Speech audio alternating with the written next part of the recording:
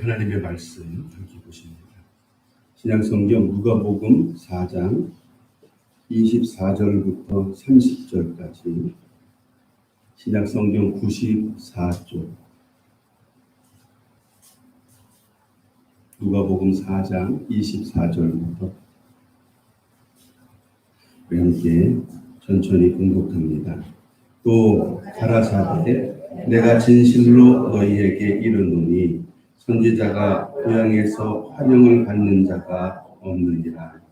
내가 참으로 너희에게 막 이르노니 엘리야 시대에 하늘이 새해 6달 닫히어 온 땅에 큰 흉년이 들었을 때에 이스라엘에 많은 과부가 있었으되 엘리야가 그중 한 사람에게도 보내심을 받지 않고 오직 시돈 땅에 있는 사렙다의 한 과부에게 뿐이었으며 또 선지자 엘리사 때에 이스라엘에 많은 문둥이가 있었으되 그 중에 한 사람도 깨끗함을 얻지 못하고 오직 수리아 사람 나아만 뿐이니라.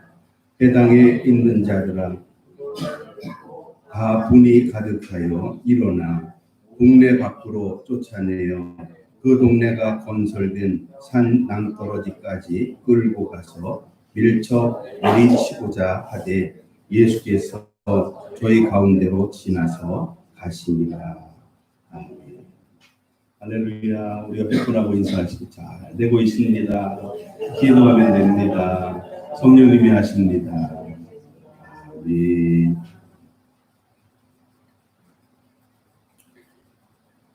어떤 사람이 살다가 제일 많이 가는 장소가 뭔지 아십니까?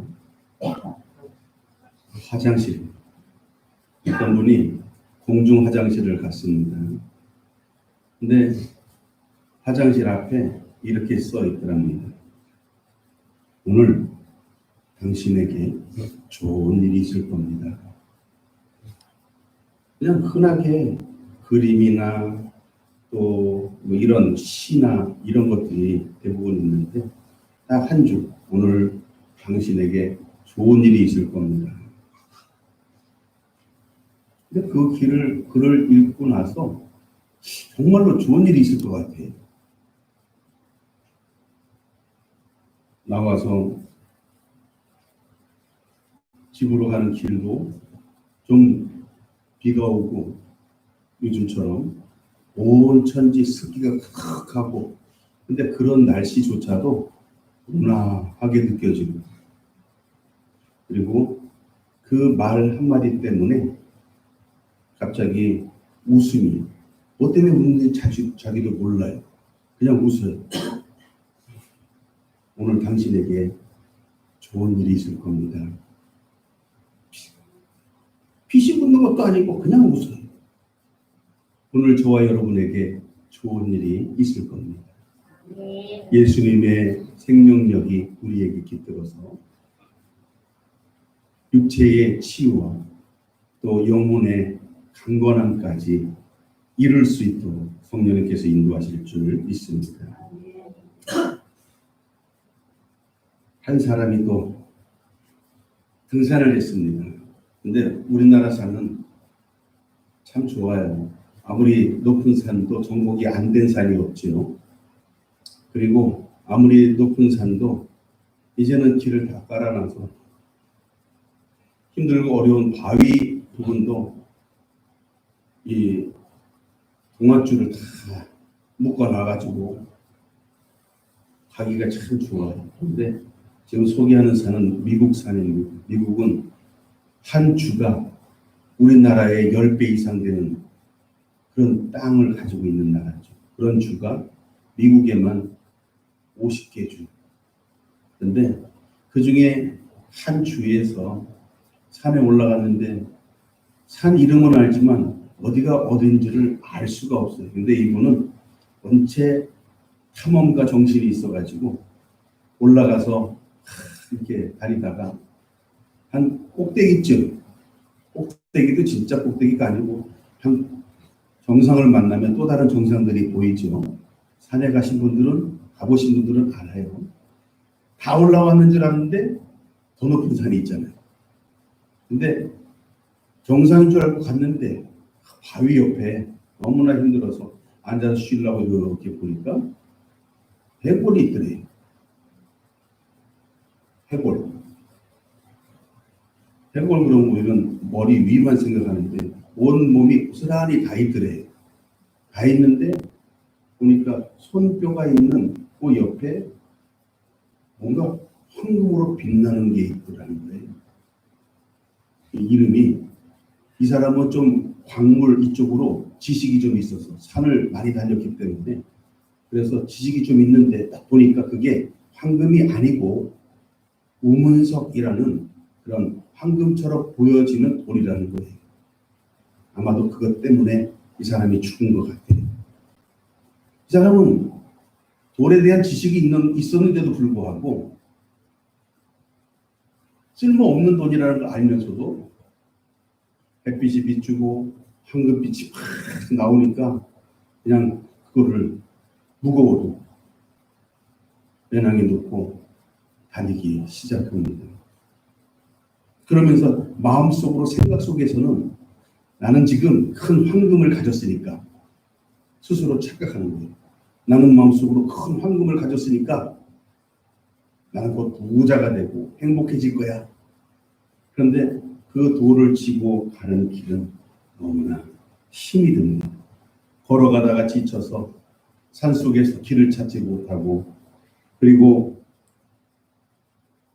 정말 더 나가야 되고 그 길을 벗어나야 되는데 짐은 무겁고 그렇지만 그 돌은 버리고 싶지가 않더라는 거죠. 끝까지 이 우임금을 들고 결국은 지쳐 쓰러져서 죽게 되었다라는 그런 이야기가 있습니다. 많은 사람들이 인생을 살면서 요즘 인생은 옛날 인생에 비해서 많이 달라졌죠. 옛날에는 40, 50만 돼도 요절하는 사람들이 많았지만 지금은 80, 90, 100세가 넘어도 이제는 의학으로 고치고 얼마든지 살 수 있는 시대가 되었습니다. 인생의 가치가 달라져야 되는데 목적이 달라져야 되는데 그런데 여전히 사람들의 인생의 목적은 돈을 많이 벌어서 마음껏 펑펑 쓰면서 행복하게 살겠다라는 것이 사람들의 삶의 목적입니다. 돈을 많이 벌어서 펑펑 쓰면서 사는 것이 행복이다. 잘못된 이 명제가 시대가 바뀌고 세상이 바뀌어도 이 목적은 바뀌어지지 않고 있더라라는 거죠. 가치라는 것은 내가 어떤 것에 가치를 부여하느냐에 따라서 달라질 수 있습니다. 세상에 있는 모든 것들은 전부 다 상대적인 그런 가치를 가지고 있습니다. 사람도, 명예도, 권세도, 즐기는 연락도, 물질도 모두가 다 상대적인 그런 가치를 가지고 있지요. 물질적인 것에 좀 더 많은 가치를 두고 있는 것이 사람들의 마음입니다.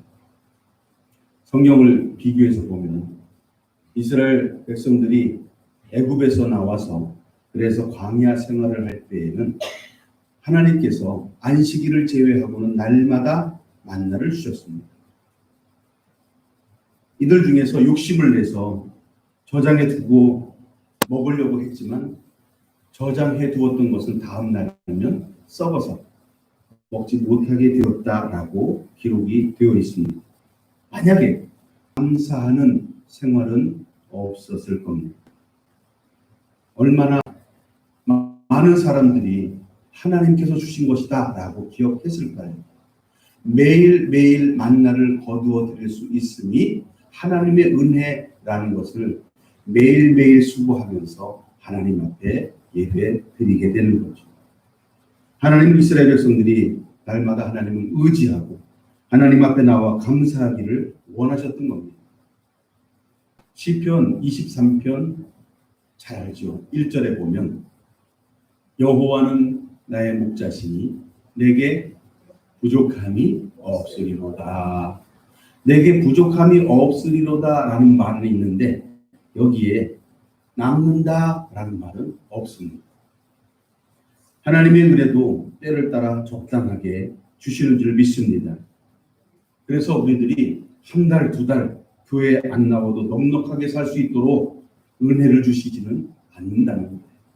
매일 주님 앞에 나와 예배하고 기도하고 매일 주님의 이름을 부르며 내 간절한 소망을 하나님 앞에 올려드릴 때에 하나님은 그 기도에 응답해 주시고 내가 하나님을 찾을 때의 그 음성을 들으시고 내 삶의 형편, 내 영혼의 건강 상태를 하나님은 인지하신다는 거죠. 우리가 하루 이틀 혹은 한 달, 두 달 하나님 앞에 나오지 못하고 예배 드리지 못하고 기도하지 못한다면 우리는 하나님 앞에 내 마음의 중심을 드릴 수 없게 됩니다. 어쩌면 하나님을 경홀히 성경에서 이야기하는 것처럼 경홀히 여기게 되고 그리고 점차로 우리는 하나님께서 주신 생명력을 잃어버리게 됩니다. 많은 사람들이 가난할 때보다 풍족할 때 더 많은 죄를 짓는다고 해요. 여유가 있기 때문에 그래서 잘못되는 경우가 많습니다. 어떤 부부가 있었는데 지방에서 교편 생활을 하는 두 분 다 교사예요. 교사니까 우리가 생각할 때는 괜찮잖아요. 직장 든든하고. 그런데 남편이 전교조 활동을 하다가 그만 잘렸습니다. 부부가 고민하면서 우리 앞으로 어떻게 먹고 살아요? 고민하다가 이제 남편이 어쩔 수 없어서 이제 사업을 시작했는데 사업이 잘 돼요. 오히려 교편 생활할 때보다도 훨씬 생활이 나아졌습니다. 집도 새로 사고 자동차도 사고. 그런데 문제가 생활이 나아지니까 남편이 집에 가끔 안 들어옵니다. 어떨 때는 하루, 좀 지나고 난 다음에 일주일, 또 지나고 여자가 생겼어요. 어떨 때는 1년이 넘도록 들어오질 않습니다. 이 부인은 사업이 잘 돼서 생활비 넉넉하게 주고 이런 것들은 좋지만 바람난 남편이 보기가 싫어졌습니다. 이 가정이 왜 이렇게 됐을까요? 날마다 매일 열심히 일을 하고 날마다 그 먹을 것을 얻을 수 있는 그런 이 삶이었다면 여유로움이라든가 다른 곳에 한눈 팔 그런 생각은 갖지 못했을 수도 있다는 거죠. 물질도 하나님께서 내가 넉넉하게 쓸 정도로 주시는데 이것을 매일 넉넉한 물질을 주시는 그 은혜가 가장 중요합니다. 그래서 오늘 기도하면 일주일치 오늘 기도하면 이 교회는 하나님이 축복해 주시는 교회이기 때문에 한 달치 축복을 미리 땡겨서 하나님은 그런 게 없다라는 거죠. 내가 오늘 기도할 때 오늘 내가 쓸 수 있는 양만큼 어쩌면 내가 좀 더 넉넉함을 위해 기도하면 오늘 내가 넉넉하게 쓸 만큼 할렐루야. 오늘 내가 기도할 때 하나님의 은혜를 받습니다. 오늘 내가 기도할 때 오늘만큼의 하나님의 인도하심을 받을 수가 있다는 겁니다. 세상 것과 달리 예수님에게는 비교할 수 없는 그런 가치가 있었습니다. 성경에 보면 골로새서 2장 3절에 바울이 자기 자신은 질그릇에 비유하면서 예수님을 이렇게 얘기합니다. 그 안에는 지혜와 지식의 모든 보화가 감추어 있다. 바울은 예수님을 소개하면서 자기와 전혀 다른 가치가 있다. 이것은 상대적인 가치라고도 이야기할 수 있지만 어쩌면 절대적인 가치에 대해서 이야기를 하고 있는 거죠.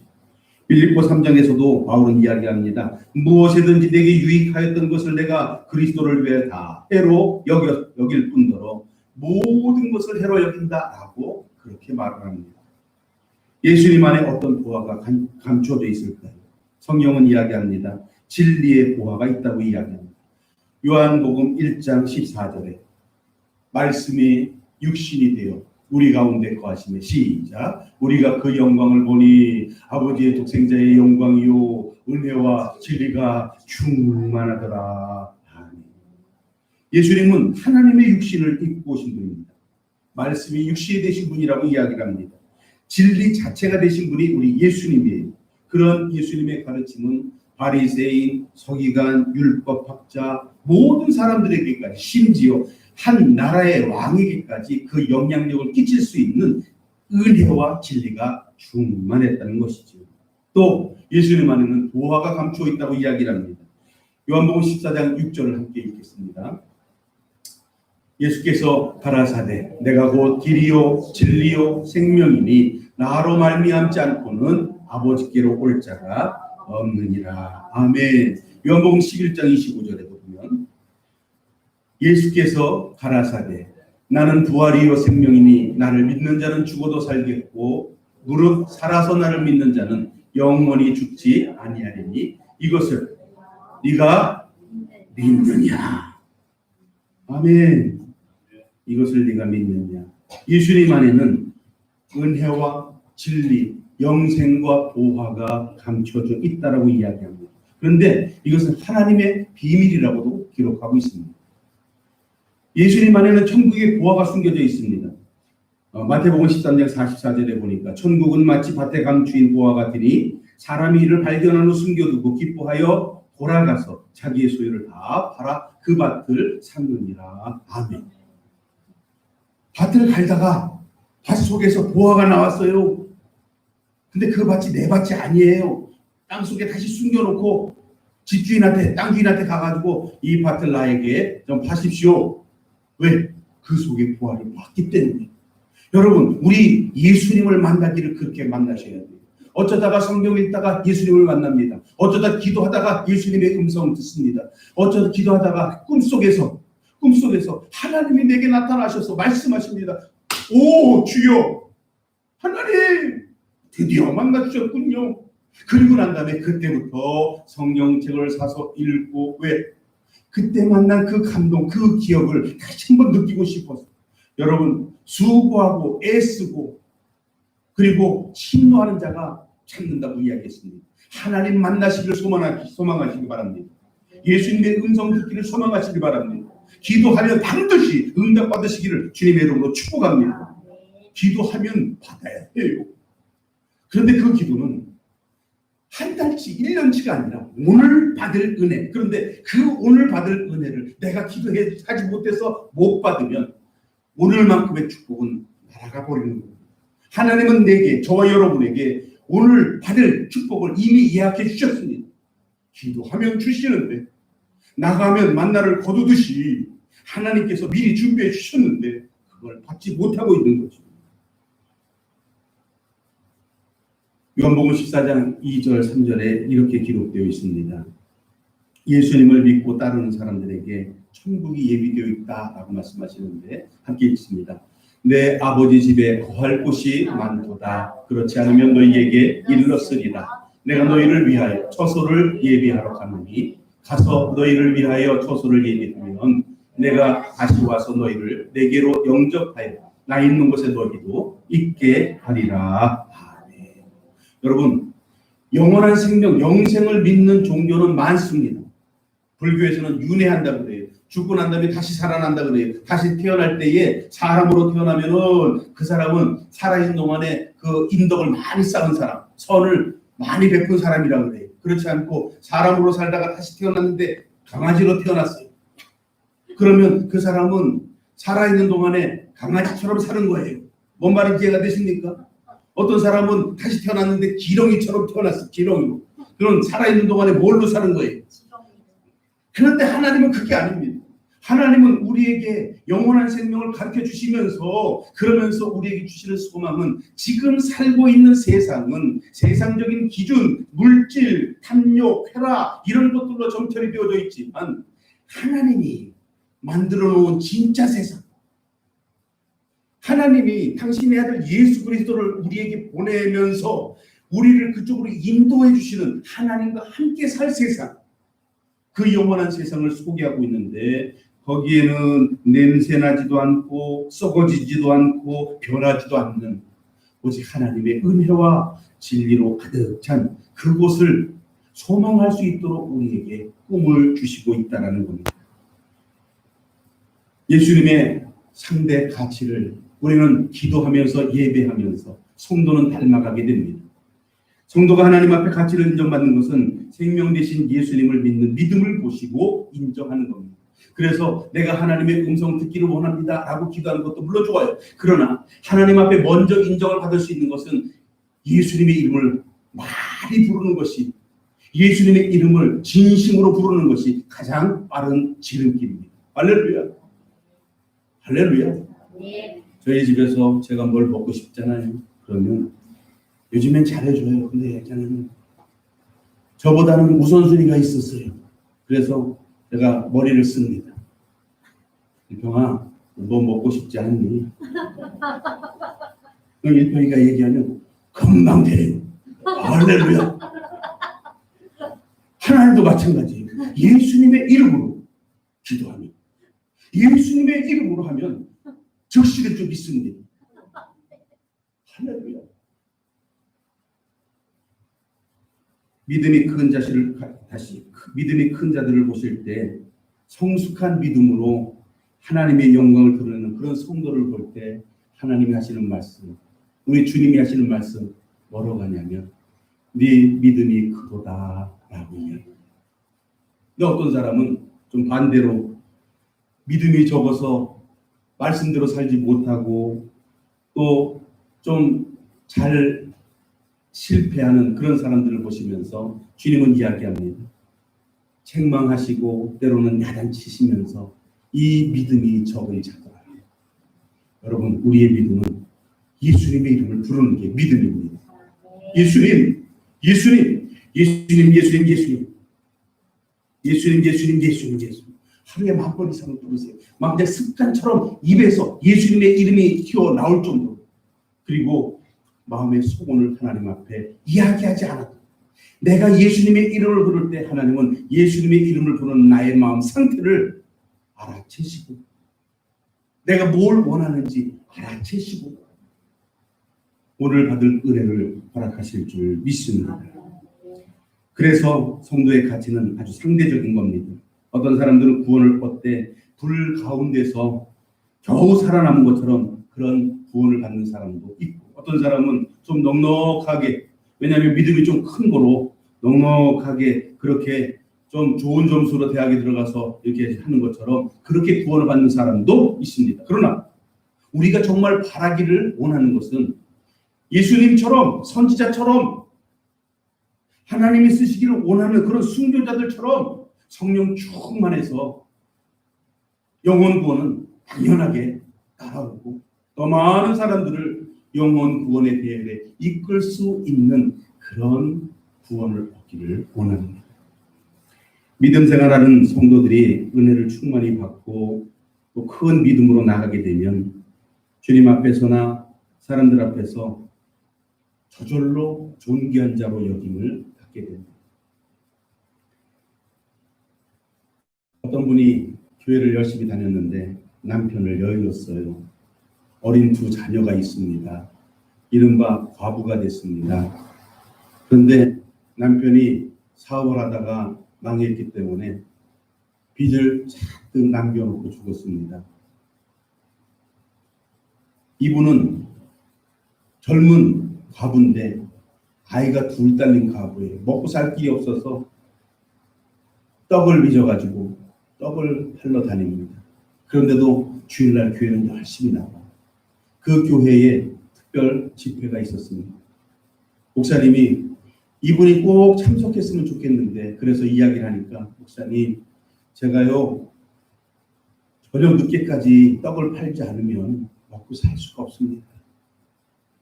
목사님이 이야기를 합니다. 그러면 이 기간 동안에 그 떡을 내가 사줄 테니까 예배 참석해 주십시오.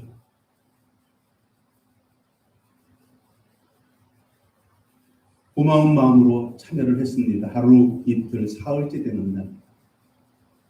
이분의 삶에 찌들고 너무나 지치고 빼짝 마른 이분이 예배드리는 가운데 갑자기 푹 쓰러진 거예요. 성도들은 다들 찬양하고 기도하다가 피곤한지 아니면 기도하는지 그냥 신경 안 써요. 자기들 은혜 받느라고. 그런데 예배 다 마치고 나서 마치기 전에 이분이 다시 고개를 들었는데 일어난 거예요. 일어났는데 갑자기 이분의 얼굴이 환하게 빛이 나기 시작하는 겁니다. 그동안 진심으로 하나님 앞에 그 은혜를 깨닫지 못하고 느끼지 못하고 받지 못하고 있다가 이제 떡을 팔아야 되는 근심 걱정 내려놓고 오직 하나님 말씀에 집중하고 기도하다 보니까 은혜를 크게 받은 겁니다. 그리고 나서 뭐랄까요? 좀 갑자기 좀 입신한 것처럼 그렇게 하나님 앞에 기절한 것처럼 있다가 일어났는데 얼굴이 환한 게 그 성도들이 바라보는데 너무나 사람이 달라져 보이는 겁니다. 평상시에는 불쌍하게 보던 이분이었는데 일어나서 이분이 자기가 너무 큰 감동에 찬양을 하는데 모든 성도들이 다 은혜 받습니다. 얼마나 찬양을 잘하는지 이런 재능이 있는지 몰랐어요. 그 다음에 이 목사님이 다른 곳에 집회를 갈 때마다 이 뒷사님을 항상 데리고 다닙니다. 가서 찬양도 하고 간증도 하고 그러면서 많은 사람들 앞에 달라진 이분의 삶을 간증하는데 그러기를 한동안 했죠. 그러고 난 다음에 이제 혼담이 들어오기 시작합니다. 이분의 사정을 모르는 사람이 없어요. 애 둘 딸린 과부인데 그런데 그래도 혼담이 들어오기 시작하더니 어느 대기업의 사장이 며느리가 돼가지고 은혜로운 생활을 했다라는 그런 간증이 있습니다. 여러분, 우리의 가치는 내가 하나님을 받아들일 때 달라집니다. 내가 예수님의 이름을 부를 때 전혀 달라집니다. 예전에는 내가 쫓고 있는 나만의 가치였을지 모르지만 이제 예수님을 내 마음에 모셔드리고 난 다음에 날마다 예수님을 의지하고 날마다 예수님의 이름을 부르면서 하나님 앞에 예배하는 저와 여러분의 삶 속에는 예수님을 닮아가는 상대 가치, 예수님을 닮아가는 절대 가치가 생겨나기 시작하는 겁니다.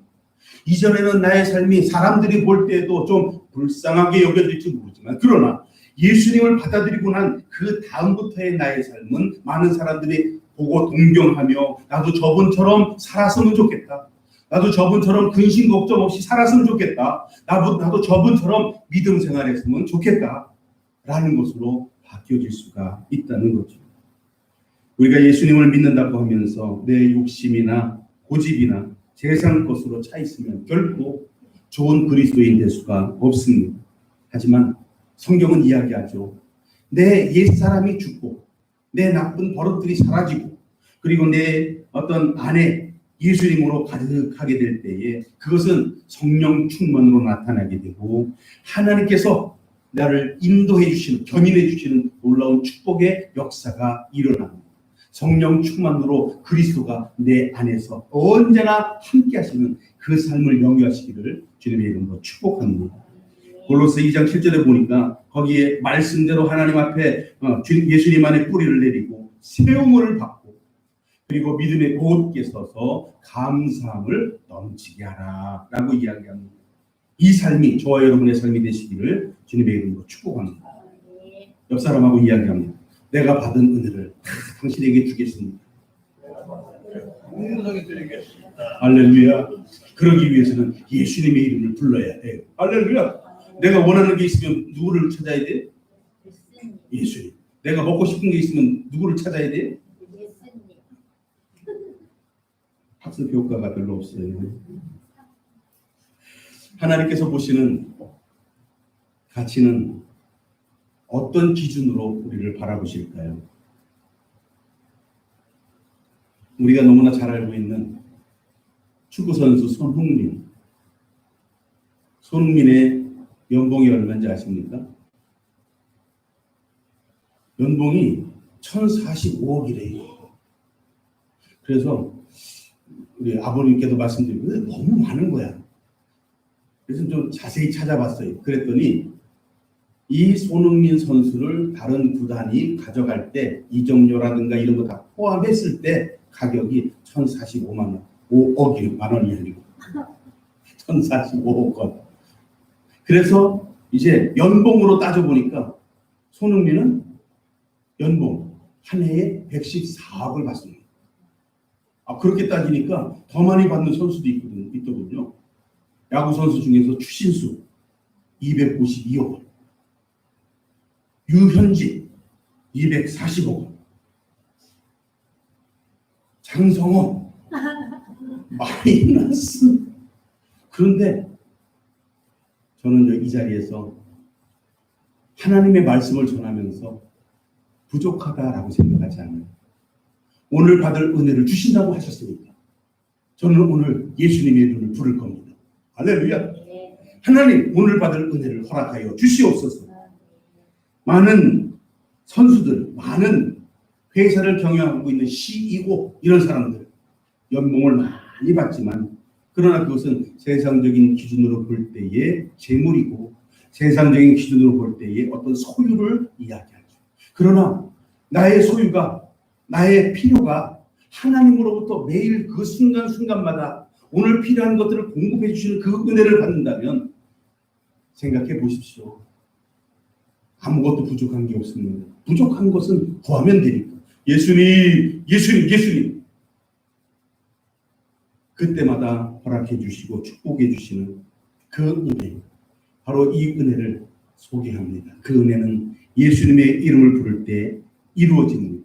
우리가 생각하고 있는 학업, 또 어떤 그 돈을 많이 버는 어떤 성취, 명예, 권세, 연애, 그 모든 것들이 다 나의 기준이 아니에요. 하나님, 이 사람과 결혼하면 믿음 생활 잘 할 수 있을까요?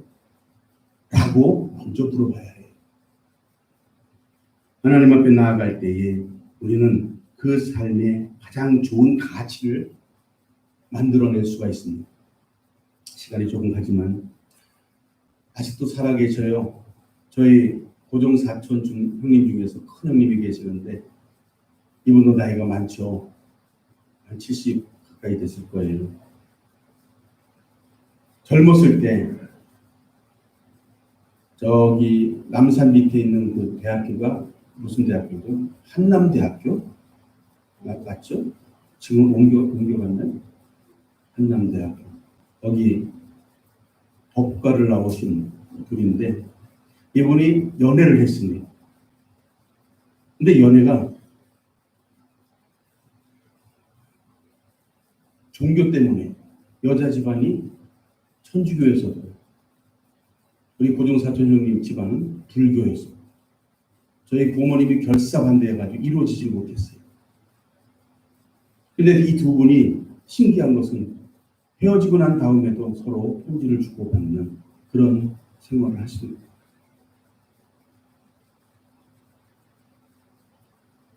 결론을 말씀드리면 저희 고종사촌 형님은 흉도 맞고 또 혼자 외로이 정부에서 지원하는 양로원에서 지금 지내고 계시고 상대편 여자분도 수녀가 되셨어요.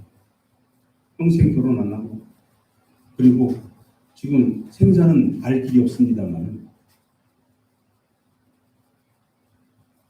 하나님 앞에서 내 삶에 내 환경에 내가 어떤 바라보고 있는 목적에 그 가치를 하나님 가치 이외의 세상적인 것으로 달려간다면 그것은 내가 쫓는 가치이지 하나님이 인정해 주시는 가치가 아니라는 거죠. 여러분 하나님 안에서 예수님 안에서 나의 가치를 발견하시기를 주님의 이름으로 축복합니다. 가장 빠른 축복을 받을 수 있는 것은 예수님을 닮아가는 겁니다. 오늘 누가복음 4장 24절에 보니까 내가 진실로 너희에게 이르노니 선지자가 고향에서 환영을 받는 자가 없느니라 라고 이야기합니다. 근데 예수님이 이 말씀을 하시고 난 다음에 동네 사람한테 죽을 뻔했어요. 기록에 보니까 예수님을 이 동네가 생긴 그 끝으로 가서 낭떠러지에서 밀어버리겠다라고 기록을 하고 있습니다. 이유가 뭐냐 하니까 예수님이 어린 시절부터 살았던 동네, 30년을 거기서 살았던 동네 마을 사람들이 예수님의 어떻게 살아왔는지를 다 알고 있는 동네가 바로 그 동네였어요. 한마디로 이름난 동네 아니고 시골, 산골 그런 동네였는데 여기에서는 좋은 것, 아주 뭐 이런 것들은 찾아볼 수 없는 그런 동네였었고, 그리고 예수님의 아버지의 요셉의 직업이 목수였었고, 그리고 그 아버지가 목수 일을 할 때 쫄래쫄래 따라다니면서 이런저런 도움 그런 일들을 했었고, 그렇죠? 그렇게 가난하게 살았었던 예수님을 동네 사람들은 다 알고 있었던 거예요.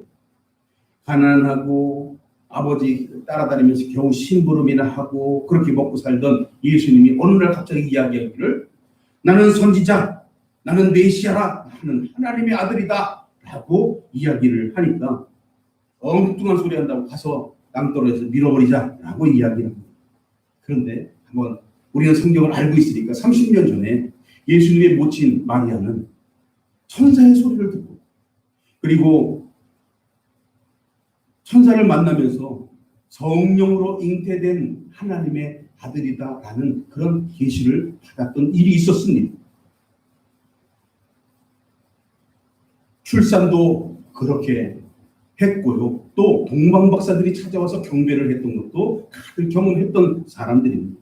엘리사벳의 방문을 통해서 성령의 은혜도 체험했고, 그리고 목자들의 증언도 듣고, 시므온과 안나의 예언도 듣고, 그리고 12살 되어서는 예수가 성전에 올라가서 그죠? 거기에서 랍비들과 지도자들과 얘기하고 있는 것을 다 바라봤던 예수님도 자기 아들 예수가 하나님의 아들이다 라고 이야기할 때 이것을 이해하지 못했는데, 자기 어머니도 이해하지 못했는데 마을 사람들이 이해를 했겠습니까?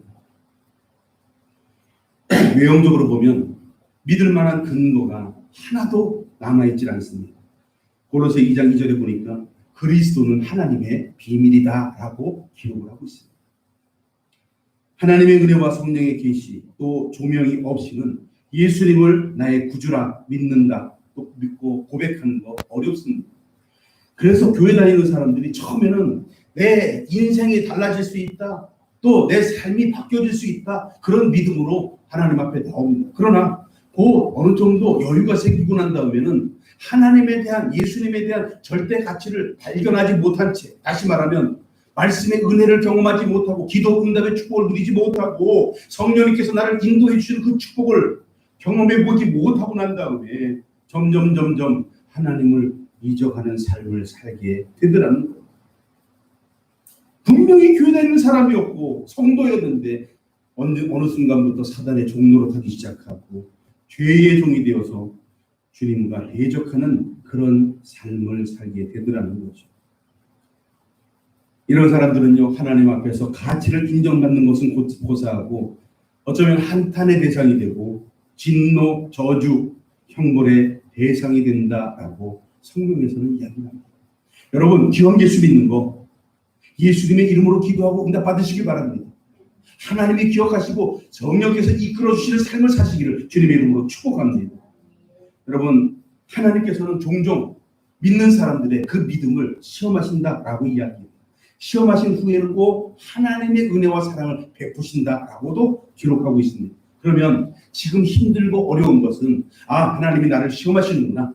그럼에도 불구하고 기도하시고, 그럼에도 불구하고 예배하시기를 주님의 이름으로 축복합니다. 그리고 나면 하나님이 은혜와 사랑으로 다시 한번 덧입혀 주실 줄 믿습니다. 복음서에 보니까 아합 왕과 이세벨 왕비에 대항해서 거짓 선지자들 450명과 대항해서 갈멜산에서 승리한 엘리야 선지자. 그러나 이세벨 왕비가 잡아 죽이려 할 때 육신적인 공포에 쌓여서 도망갔잖아요. 그죠? 그러나 그 도망간 그런 이 엘리야 선지자를 하나님은 로뎀나무 아래서 평온히 쉬게 만들어 주시고, 왜? 하나님을 잊고 도망갔을 때는 하나님도 돕질 않았어요. 그러나 그 로뎀나무 아래에서 한탄이지만 원망이지만 하나님 어찌하여 이럴 수가 있습니까? 원망하는 기도였었지만 하나님 앞에 기도할 때 하나님은 그 기도를 들으셨다는 겁니다. 오늘 성경에도 기록하고 있습니다. 수많은 사람들이 엘리사 시대에 문둥병자가 있었지만 그러나 한 사람도 치유받지 못했지만 딱 한 사람 나아만 장군은 문둥병 치료를 받았다고 이야기합니다. 그가 어떻게 치유를 받았습니까?